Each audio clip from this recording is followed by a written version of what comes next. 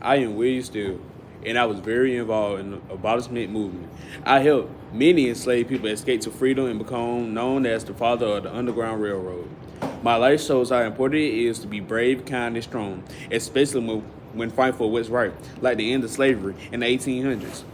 I was born in 1821, Burlington County, New Jersey, the youngest of 18 children, in a family that was enslaved. My mother, Charity, had been born into slavery while my father, Leaving, was a free man. In 1826, when I was just 5 years old, my family escaped slavery and moved to Philadelphia. We settled in a community of free African Americans. Living through both slavery and freedom, I was young, helped shape my desire to fight for others' freedom. Later in life, I grew up in Philadelphia when there was a strong community of free black people. As a young man, I worked as a clerk and went to school. I learned more about slavery through my family's history and the stories from others in the city.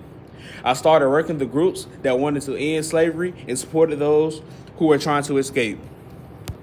By the 1850s, I was a key part of the Underground Railroad, a secret group of people helping the enslaved people escape to freedom. With the help of my connections, I created a system that helped people find places to stay, get food, and find their way to the North. I worked closely with other people in Philadelphia who were also a part of the Underground Railroad to keep everything running smoothly.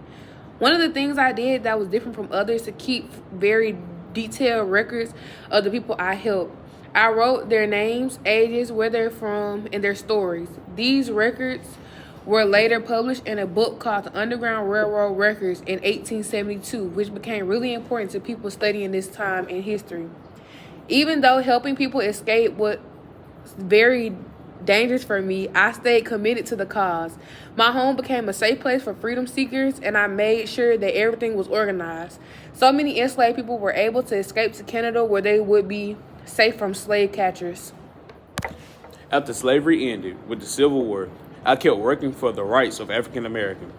I have helped the Pennsylvania Anti-Slavery Association and the Philadelphia branch of National Equal Rights League. I also worked to make sure African Americans, veterans from the Civil War, got to pursue their desires.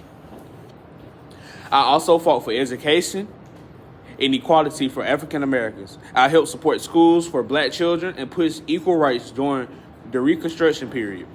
I was part of Pennsylvania State Equal Rights League and worked with different groups that supported the African American community. I passed away in 1902 at the age of 81, leaving behind a lasting legacy. My work with the Underground Railroad and my dedication to freedom and equality made me an important person in American history. The writings and records I kept helped future generations understand the fight against slavery in the U.S. My life continues to inspire people today who are working for justice and equality still. I try to live by the values of courage, commitment, and compassion. My story reminds us of how important it is to stand up for what's right, even when it's dangerous.